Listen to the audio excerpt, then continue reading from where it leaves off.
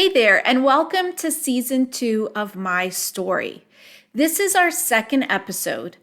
Last time in season 1 of my story, what I did was I started off with a little bit of my story, introducing who I am and what I'm about, as well as some of the things that I had gone through, exposing how God was a part of all of it. And then for the rest of the season, I had some amazing guests on to share with us their stories and how God was there even when they didn't notice. And all of that was with a hope that you would see God woven in the details of your lives, even in the hard times. So if you haven't watched season 1, I would really encourage you to do it. It's available on YouTube and all of the podcast channels. It's available on YouTube and all of the podcast formats. So whatever it is, wherever it is that you like to listen to podcasts, you're able to listen to them there. So in this second season, what I'm going to do is share more about my own personal story. Hi, I'm Andrea John. I'm a wife, a mom, a daughter of God, an entrepreneur.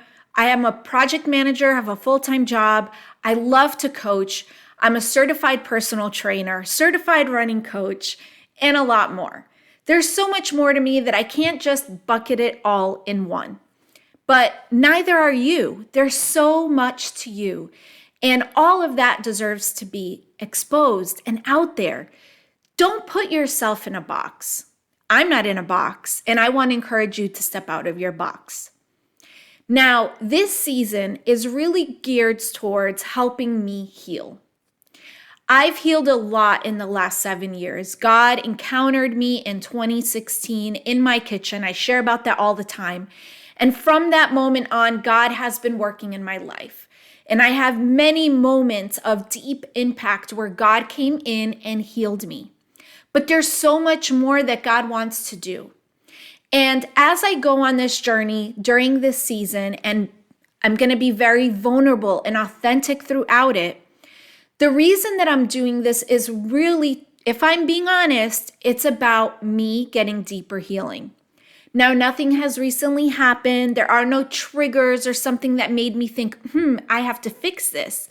It really was me learning a lot about neuroscience and quantum physics, understanding, generational curses and how it all works. And me getting closer and closer to God and saying, I really want to reflect God well. And there's these little things within me that I'm just like, not so happy with, and I want to deal with them. So I began going on this journey, going through a therapy, and it started to expose some things. Now, on the surface, and people who know me, they'd be like, Andrea, you're okay. You're not messed up. You're not whatever. But I know me, and it's not about what it looks like to other people. It's about me getting better and better and reflecting God excellently and well, reflecting who He is. So, do we all have triggers and things that happen? Absolutely we do. But I really want to minimize that because I believe that the Jesus promises are true. That even in the midst of trials and tribulations, that we can have abundance. We can live in abundance. Do you know what that means? It means that we're not just surviving, we're thriving. And I fully believe that, and I'm chasing it, and I want it because Jesus said it's possible. He said that we would have peace that surpasses understanding. That means that there's a peace that makes no sense to the logical mind. When you look around you, it doesn't make sense to have peace, yet it's still there. Jesus said that we could have that. He said we would have unspeakable joy, the kind of joy that leaves us speechless, that we could live that life of joy, not just have these happy moments here or there, but we live in that constant state of joy. And we can have love, perfect love that removes all fear and the fear of punishment, all the things that come with that. That's the kind of life Jesus promised. And I am chasing it hard. And I am teaching others how I've accomplished what I've accomplished so far. And I still have more to go. So that's what this is about. So while I'm creating this podcast, video and audio, for you, and to hope that it blesses you and helps you, that it brings awareness to the good that God has for us and potentially what's not so good, so that you're aware that, hey, that's not God, that's not coming from God. But a good chunk of it is really about my healing. So with that, before I get into what I'm about to get into, I just want to preface it with everything that I am sharing on this episode and future episodes, and I will repeat this on every single one. I am sharing my views, my perspective, my emotions. When I share factual stories that happened, obviously I'm going to share them. I'm going to try to share them as factual as possible. Okay, this is the fact. This is what happened. But there are emotions that took place in that moment and perceptions that I had. And I am going to be sharing those from my perspective and my views. Anyone that I speak of in this video or the podcast, they have their side, and their side is just as valid as my side. So I am sharing my side of the story, and I'm going to share facts and keep it factual as much as possible. But within those facts, I'm going to share with you what it did to me, how it impacted me, and how I'm coming out on the other side and what that looks like. Again, with the hope that it blesses you, it helps you leave toxic situations, and it helps you heal, but also with the motive of healing for myself. There is no intention to share names, to bash anyone. I am merely sharing my journey. So this episode is going to be about how I was sexually abused while I was married. And it's a really difficult topic, and truly one, if you listen to the first episode, I kind of share an overarching view of the abusive relationship that I was in. I felt I was abused, and I share some of those stories. And now each week I'm going to dive a little bit deeper into what that means, what that looks like, and how, not only how I experienced it, what my thoughts were behind it, why I was experiencing it, because you may have a loved one going through it. You're not understanding why they're not listening to you.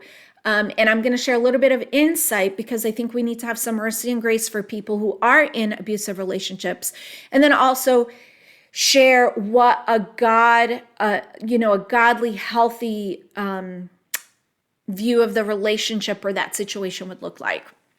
So a sexual abuse within a marriage is something that's not really talked about, because even within the court system, it's very hard for a spouse to claim sexual abuse or rape in some cases within the context, because you're married and technically you both own each other.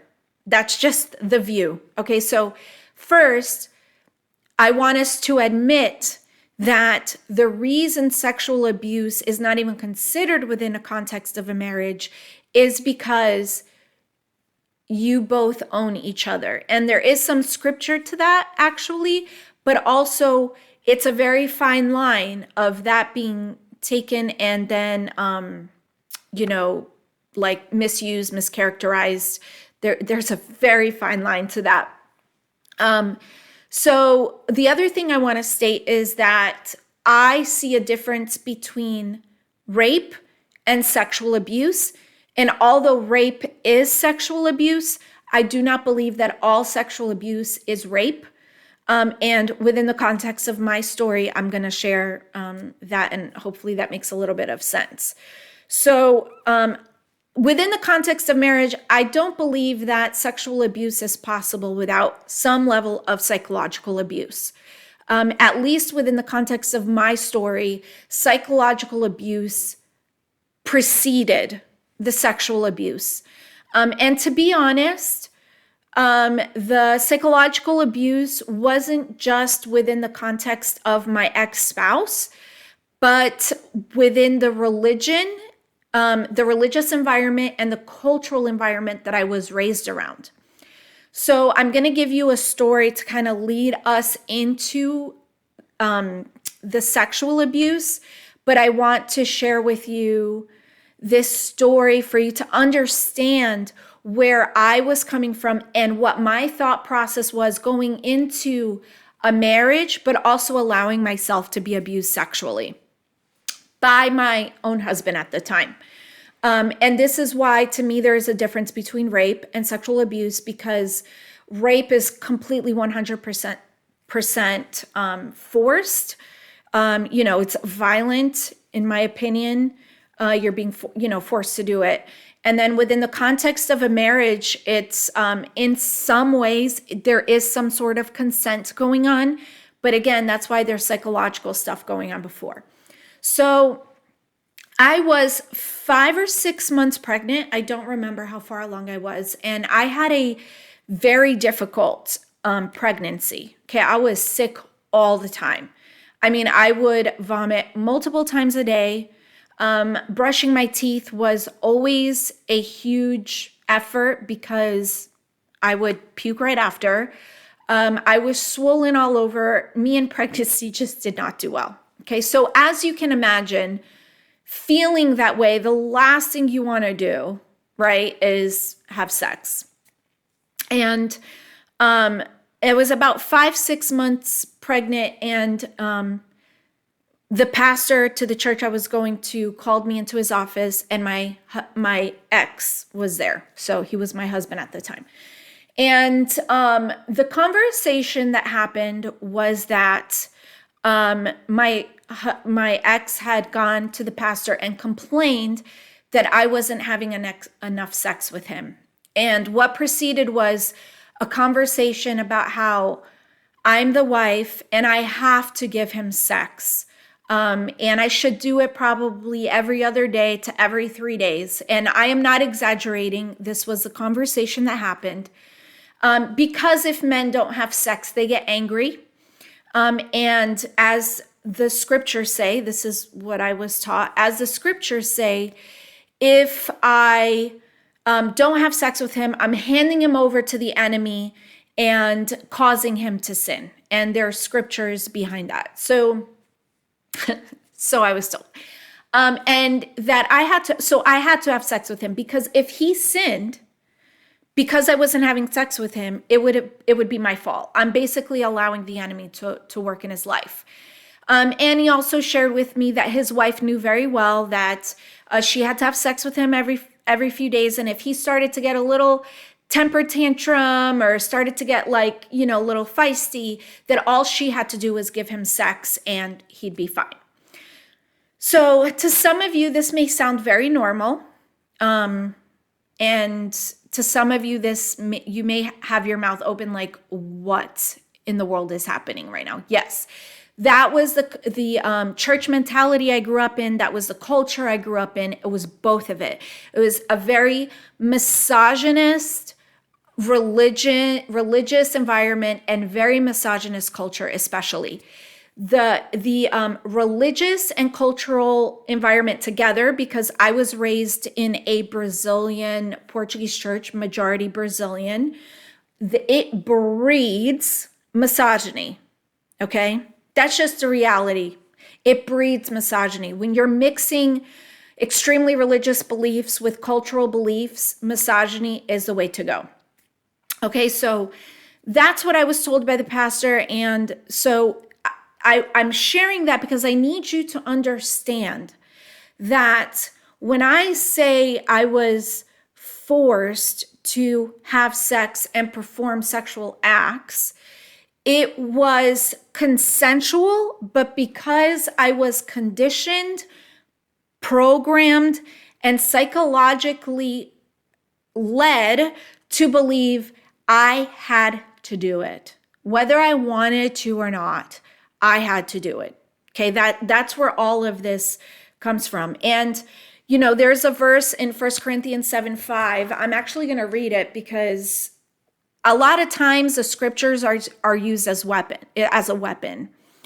We always say the word is a sword, it's a weapon to be used. But it's not a weapon to be used against people. And a lot of times the scripture is used as a weapon against people, and that's not the scripture's intent. So I think it's important that we understand the scriptures and that we read the scriptures for ourselves and we know how to defend ourselves, because when the scripture is used as a weapon against us, it is false and it's a counterfeit. Okay, that's not how it is. So in 1 Corinthians 7:5, it says, stop depriving one another. This is talking about marriage. So before this, talking about marriage. Stop depriving one another. So the idea is that it's talking about sex, except by agreement for a time, so that you may devote yourselves to prayer. Like, I know people back then who used to have sex, they used to fast and then not have sex with their spouse while they were fasting because they felt like it was dirty. And may I just say this? Sex is not dirty. We're teaching our kids wrong within the context of church. Sex is not dirty. Sex is sacred. So they're two very different things. So I digress. And then it says, and come together again so that Satan will not tempt you because of your lack of self-control. This verse was used as a weapon against me for years. And before that, I heard it in the church and by spouses all the time. Okay, I was programmed. But when you go and read the scriptures in context, first of all, starting at the first verse in that chapter, it says, now concerning the things about which you wrote. So clearly, this church wrote Paul a letter and was asking Paul for advice. And the advice Paul was giving was based on whatever they wrote, of which we don't know. We do not have that letter. And then Paul starts to talk about, how it's good for a man not to touch a woman, and how within the context of a man talks about adultery, blah, blah, blah, and all that stuff, right? So you can go read it, and I'd highly encourage you to read it. But read it within context, because this thing says, so that Satan will not tempt you because of your lack of self-control. But in Galatians 5:22, what does Paul say about self-control? It's a fruit of the Spirit. And if you're led by the Spirit, you will have self-control. So someone who's led by the Spirit will have self-control. And that's important when you read the scripture. So moving on. Okay, so throughout the years, I was forced to have sex numerous times. My ex had a career where he was away a lot. Okay, he traveled a lot. I would say that if you were to calculate the first 8 years of our marriage living together. And I say that because we were married before so that he could get the green card, because I gave him a green card. And then when we only lived together 2 years after we got married, because that's when we got married with church and that whole thing. So we were married. My parents didn't know we were married. I did it to give him a green card. So in some ways I was kind of locked in before we actually got married. But after we were living together, I would say he was gone about half of that time, like on and off because of his career. So I think the marriage lasted as long as it did because of that separation. When you have that separation, it just changes the whole dynamic of the relationship. And when you have a passionate marriage, as they say, having that time away helps because it prevents a lot of fighting and all that stuff. And then the coming together, there's an adjustment, and then there's like a little honeymoon period, and then the fighting starts. And by the time the fighting starts, boom, you got to go again. And then at some point I was traveling for work as well. So I'm mentioning that because there was always forced sex. Whether he was leaving or I was leaving, sex had to happen, okay? It was obligation. There was no not wanting it, because if it didn't happen, then I was opening the door for him to have sex with somebody else. Basically, that was the concept. Now, not only did that happen, and I'll share another piece of that in a second. There were different types of sexual acts that occurred that were painful against my will, because I'm his wife and I'm supposed to satisfy his sexual needs. In essence, I was his object. I belonged to him. He owned me and he could do whatever it is that he wanted to. That thought was not just on him. That thought was me too. Okay, that's how I was thinking. So there were times where sex was happening and I was crying during. Yes, sometimes because of pain, but sometimes because of the violation that I was feeling. Okay, and I would cry. A lot of times I hid it, and then there were times where I couldn't. And I'd go to the shower immediately after and I would cry. And if he caught me crying, then I was berated with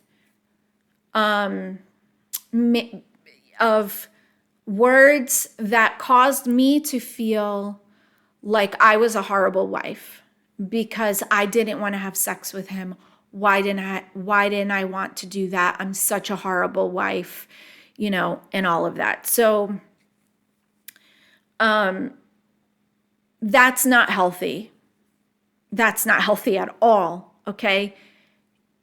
You, as a wife or as a husband, yes, the scriptures, even if you read that passage in 1 Corinthians, Paul's advice is, you're one, you don't belong to each other, but this isn't about saying someone's allowed to take something from you. This is about you give something to someone. And those are two very different concepts. And if someone is taking something from you, then are you really giving it? You're not. Love is about giving. Love is not about taking.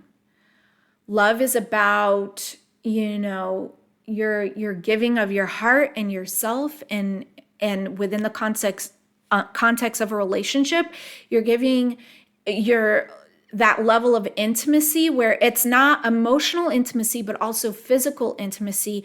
And then there's gratification that's happening. And there's a difference between giving and taking, and it should be a cycle. But when the taking is a forceful taking, there's no giving happening. Therefore, there is no love. If you're having sex with your husband because you have to, then there's no love in that. There just isn't. Okay, you're turning yourself into an object. At the time, I felt like an object. That was my mindset. That's how I thought. I belonged to him and he could do whatever it is that he wanted because I was a spouse and he was the head of the household and I was supposed to submit to him in everything, including that. Okay, so that was my thought process, and it's not healthy. The other thing is that when drugs and alcohol come into play within that type of thought process, it can turn bad very quickly. So I was on a cruise with my ex. We were married at the time. So when I refer to him as my ex, it's because that's what he is. I do not have a relationship with him or with anyone that he has a relationship with. I've completely separated myself from him. And so whenever I talk about this stuff, we were married at the time. So he was my husband at the time. Now he's my ex. So my ex was there, my two daughters were there, and his father was there. And I was so excited. His dad had been living with me, and his dad was like my dad. I loved his dad, and he was a huge support system to me because he knew everything that was going on. And that's why he came to live with me. I begged him, I need someone to come because I'm losing my mind and I don't trust him with my kids. And that's a whole story that maybe I'll dive into in a future episode. So we went on a holiday vacation together, and my ex at the time was addicted to a synthetic marijuana called Spice. And the reason that he was using Spice instead of weed or another drug is because of his job, and his job required him to be sober, and he would have random drug tests. And with spice, and there's lots of names for spice, but it's synthetic marijuana, it's very hard to get in urine tests because they're always changing the components of the drug mixture. It's like a potpourri, they call it, of the drug mixture, so that it can't be regulated. But when we were going on the cruise, we were going to be there for quite a while and then stay in Florida for a bit. So he decided to buy a huge bag of weed and bring it with him. And I mean, I had to drive us from North Carolina all the way down to Florida because he was high the whole time. And he chose to be high because he didn't have to take a pee test. So he decided he's just going to smoke it. And I was nervous because it's like, you can't take that onto the ship. Like, dude, you can get arrested. But he was convinced that he could smuggle it onto the ship and be fine. And he said, I'm just going to smoke it until it's gone. And so, I mean, what was I going to do? So we drove down to Florida. We got on the cruise. He was able to smuggle it onto the ship, and he's high. And I'm talking about high 24/7. Like, as soon as the effects were going away, he's smoking. And on top of that, he was drinking. So we we're there overnight. We get to the first island, and we head over to a beach. And we get to the beach, and he turns to us and says, you know, the drinks here at the bar are too expensive, so I'm going to head back to the port and buy a bottle of liquor and bring it back because it's a lot cheaper. So he left us there, me, my two girls, and his father. And I barely had any money. Well, by the time it came for us to head back to the ship, because I don't know if you've gone on a cruise, but if you're not back there on time, they will leave without you. So it was time to head back, and he was nowhere to be found, and he wasn't answering his phone. We didn't know where he was. And thankfully I spoke Spanish, and I had to go to the vans and negotiate getting 4 people on a van with very little money. So we got back to the port looking for him, couldn't find him, got back on the ship, nothing. And, constantly calling security, asking if he'd swipe himself in, for those of you who know how cruises work. And what happened was, eventually I heard my name on the overhead, and I was called to go to my cabin. So me, the girls, and his father head over to the cabin, and security tells me that they had to escort him onto the ship. He was being very obnoxious, rude, and I guess over the top, and that they had just locked the mini bar, and he had to stay in the room, and I had to stay in there with him so that he could sleep it off. We weren't allowed out. We couldn't use our card for anything, and the mini bar was locked down. So, okay. So his dad went to his cabin with one of the girls, and my oldest one wanted to stay with me, Anna. So she stayed in the room with us. Well, good thing, bad thing, I still don't know. But my ex started to try to have sex with me, with my daughter in the room. And he was being very aggressive and violent. And when he punched me in my stomach and knocked me onto the bed, Anna ran out of the room to go get her grandfather. So Anna comes back with his dad and my other daughter, and they start arguing, him and his dad, because his dad saw what was happening, and he punched me yet another time and was trying to do it even with them in the room. And his dad took a bed sheet and tied his hands up because it was like we didn't know how to stop him, and we couldn't go anywhere. So he tied his hands up and was like, I'm just going to stay here. And he stayed there until he went to sleep. And then when he went to sleep, he left. Anna didn't want to leave, so Anna stayed there. Like, she just didn't trust me being there with him, and she stayed there and slept there. And I did write a little bit something about what it was like the next morning when I woke up. That was like crazy. And I've shared this story with my husband, Mike, now, but very few people know about that story. It's thankfully my daughter was there. I think I would have just let him do it if she wasn't there. But yeah, that was the most aggressive and physical time that he had done something like that, because he punched me in my stomach twice. But yeah, and he was completely out of his mind. And he wasn't allowed to drink for the rest of the trip. I was in the most beautiful of places, gorgeous beaches, and I just wanted to go back home to North Carolina. Like, I didn't want to be there. It was the worst vacation of my life. But that was the first thing that happened that caused me to say, I have to get out. Because last episode, if you listen, I talk about the moment where I decided it was like done and I had to leave, was when he got aggressive with my daughters. And it was that same vacation time that he got aggressive with them. And he was high, so he was smoking marijuana 24/7 on top of drinking. And then on top of that, he was sniffing something, and I had no idea. Like, he went to the car one day and just sniffed something, and he was already high and drunk. And I was just like, wow, this is really, really bad. So substance abuse obviously doesn't help the situation when you have unhealthy thoughts. And I was just in this miserable place, and it took that to realize I'm in a very dangerous predicament. And this, in a moment, this can go south really fast, like really fast.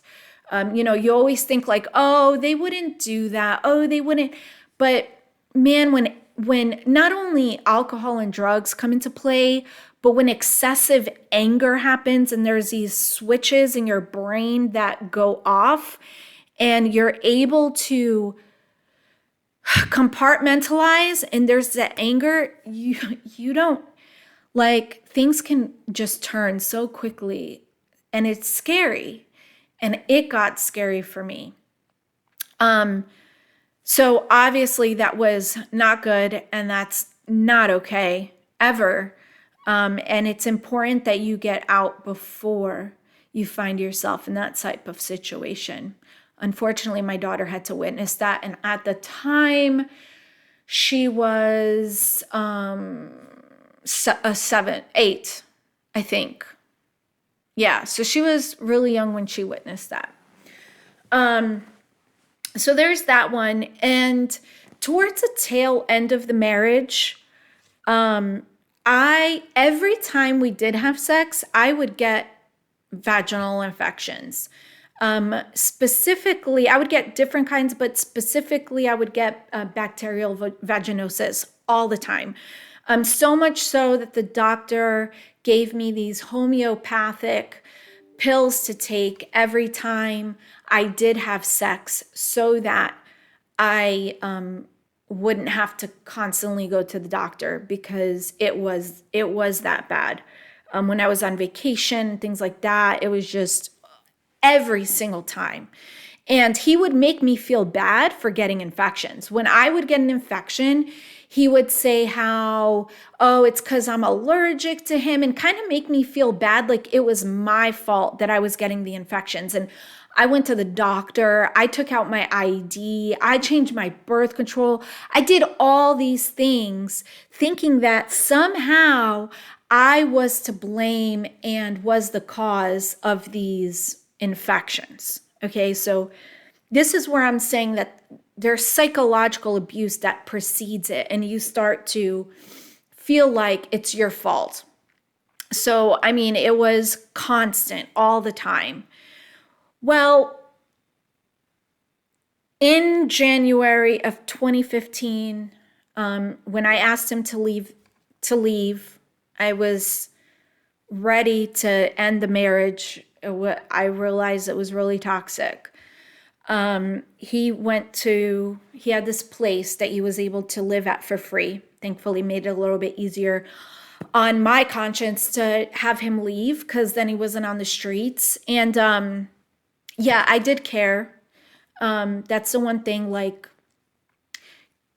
when you love somebody and then the relationship turns abusive, even though it's not really love and it becomes this unhealthy attachment or dependency to the person, they see it as love.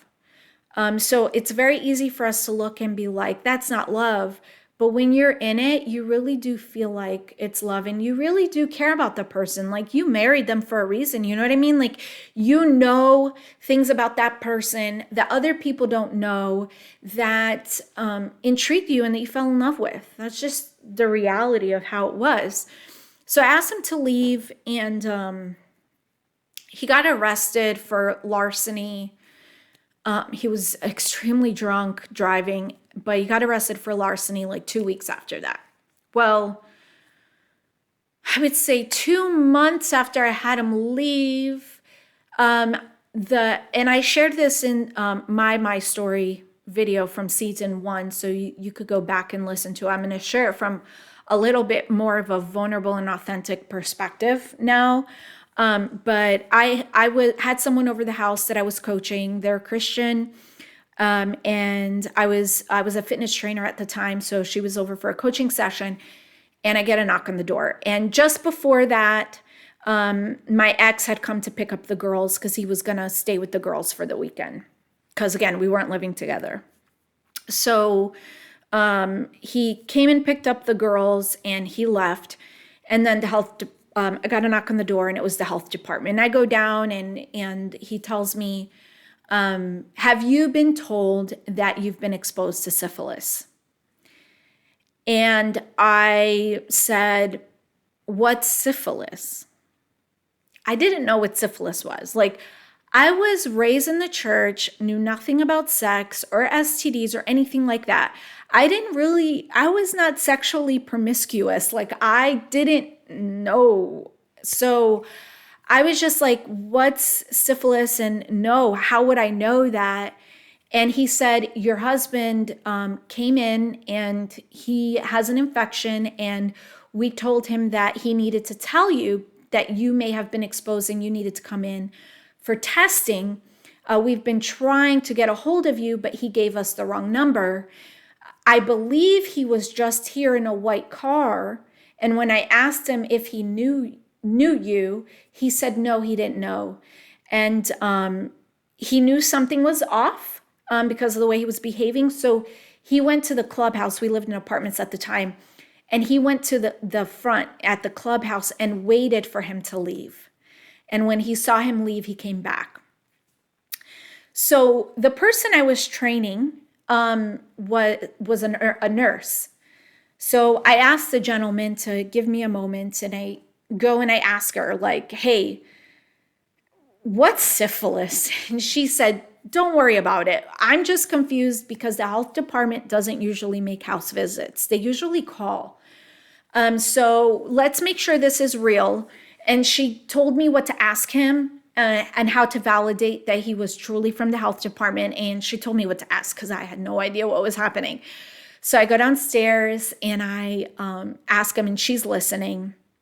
And he answers all the questions and tells me, like, that I have to get tested. There is absolutely no choice in the matter because it's highly contagious and I could give it to someone else. So we need to close the loop, much similar to HIV. So talk about freaking out.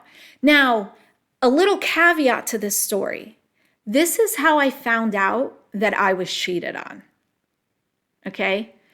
The health department coming to my door and telling me that I was exposed to an STD. That's how I found out that my ex was with other people, and clearly not so clean people, okay? Which wasn't a big shocker, and I'll share about that in the future. But I went up and I told her, she heard, and she closed her notebook and said, hey, our meeting's done. We're going to pray right now. And that's one of the reasons I shared that story in season 1, was because that was a moment where God was there. And I can't say I didn't see him, but he totally protected me in that moment by having that person there with me. And she prayed for me when I needed it. And she was a very prophetic woman. I didn't even know what prophetic was at the time, but she spoke to me. God spoke to me through her. And a peace came over me. And usually I would have called him and told him off and confronted him and all this stuff. Like, I had done that so many times in the past with so many different things. But the peace of God, the peace that makes no sense to the logical mind, totally filled my soul.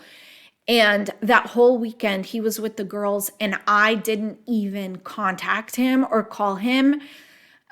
What I did was I realized, because now I had this knowledge of he's been cheating on me and putting me in harm's way by exposing me to STDs, because he was coming home after nights of drinking and forcing me to have sex with him when he was having sex with other women when he was out. And there were times he wouldn't come home till the next day. So now the sexual abuse was complicated and twisted, because now I'm having sex with someone who's exposing me to things that are harmful to my health, and knowingly doing it, and clearly having unprotected sex with someone else, and then coming home and forcing me to have sex at 3, 4 o'clock in the morning because he's drunk and he wants it. And I did go get tested. The first test came back inconclusive, so I wound up getting the shot. And after that, my tests came back negative after some time. When I did confront him about it after that weekend, he told me basically that not to listen to them, that they're really out to get them, and threw the race card in there. So it was just crazy. I mean, why would the health department be out to get him and try to turn me against him? It was just really twisted, but he was just trying to protect himself. So, people, when they get into that state, they're willing to do anything. But with all of that, now that we're reaching the end of our time for this episode, all these things that I mentioned, they're not healthy. And like I said, I have no desire to encourage divorce or to promote divorce in any form or fashion. I believe that marriage is a covenant made between man, woman, and God. And when it's done, it's sacred, and we should keep our covenant together. And when there is a breaking, like divorce, it is painful. Like I said, I went through all this stuff, and when the decision was made to divorce, there was a breaking in the spirit, and it was painful. And I did experience depression and anxiety for a bit. So it is painful. But if you're experiencing any of these things, first let me talk about to someone who is experiencing this. If you're experiencing this, I'm not saying get a divorce and leave. I'm saying you need to step away for a moment and talk to someone and get yourself to safety. You need to be in an environment that is filled with love and gives you the freedom to think, to process things, and truly assess what's happening.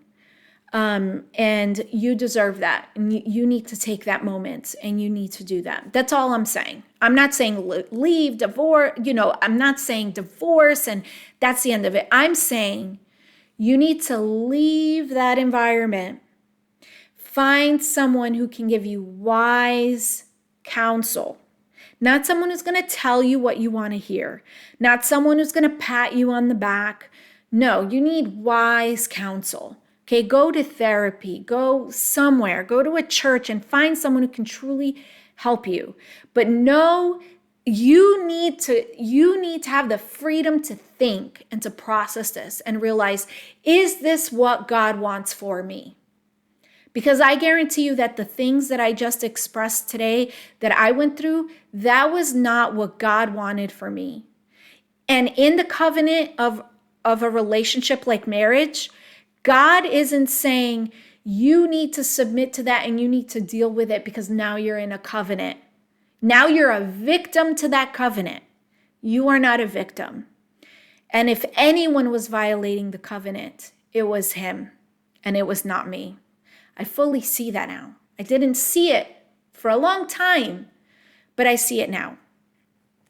If you are the family member of someone who you know is experiencing abuse, I need you to understand that you have to be cautious with how you approach this person and how pushy you become with trying to get them to leave. My mom had wisdom in this area. My mom, she didn't know the details, and I didn't tell her till the health department came to my door what was happening. But my mom really respected my marriage. And she did say things every once in a while, but she never pushed. She never got involved. I was in a marriage relationship and I was supposed to leave my mother and my father. And I did. And they were always in my life and they loved me even still. But they never pushed. And they kind of waited till I was ready to see it. I also didn't share information with them because I knew that if I was open about what was happening, they probably would have gotten really upset. My brother, like if I talk about some of this stuff, he gets really annoyed. It makes people angry when they hear that someone is doing this kind of stuff to someone they love. But you need to approach that person and really speak to that person. Speak to who they are. Remind them you are loved. You deserve to be loved. You deserve to be respected and honored. You deserve to be treated like, with females, I would say you deserve to be treated like a queen, at a minimum, a princess. And if that's not happening, you need to take a moment. But to the loved ones, just remind them of who they are. Not what they're doing, not what they have to do. No, remind them of who they are in God, who God designed them to be, and allow them the opportunity to realize, hey, what I'm experiencing in life right now doesn't match who I am. And at some point, when the scale flips and who they are really weighs more than how they're being treated, they'll suddenly have the courage to step away, because it gives you autonomy when you realize this isn't what I deserve. This is who I am really, and I don't deserve this. And it gives them the autonomy to step away when needed and then come to you. What you don't want to do is close the door to them coming to you when they need something. This is why you not pushing too hard is extremely important. So that's the advice of someone who's been through it, and how to reach someone. If you have questions, you're always welcome to message me or contact me. I've received quite a few messages since I put the first episode out there. I'm happy to help. I don't have all the answers. My experience isn't like everyone else's experience. Everyone experiences things very uniquely. Every situation is a situation. But there are some guiding points. And I hope that some of the things I shared today, that you can see clearly how those things are not healthy, and how you deserve to be respected and honored every day. So guys, that is it for this week. I know I covered some heavy stuff. This is not easy for me to talk about, but I can say that I can see the healing when I can talk about it and not feel angry about it or cry about it. It gets a little emotional sometimes, but it doesn't even feel like me anymore. Like, really, that was me. I went through that. It's just, I've gotten to that point, and just know that if you're someone experiencing this, or you've just gotten out of it, it does get better, and healing is possible. Healing where it doesn't hurt anymore. It doesn't affect your life anymore in a negative way. If anything, it fuels you to be better. It's not possible without Jesus. I'll be honest with you. Jesus has been my everything, and I've only been able to get where I am because of him and because of God and the Trinity, Holy Spirit, all of it. So just deepening my relationship with them has helped me to heal and get to where I am now, where I can talk to you about it without resentment, without anger, without pain, and without desire to destroy another human being, because I can't say that was the case a few years ago. So that's it, guys. Again, my name is Andrea John. I am a person just like you. I love Jesus. I am seeking after him. I am going after him, and my pursuit of him right now is bringing healing into my story.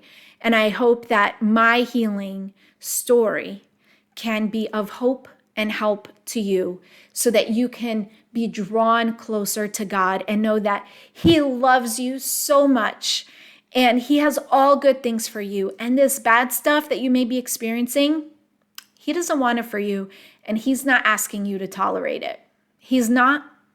God would never ask you to tolerate pain for his sake. The sacrifice has already been made. You do not have to sacrifice for him.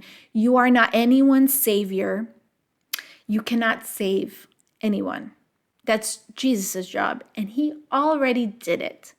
But what you can do is be a helper to someone, and to be their helpmate and their partner in life, and that's what being a spouse is.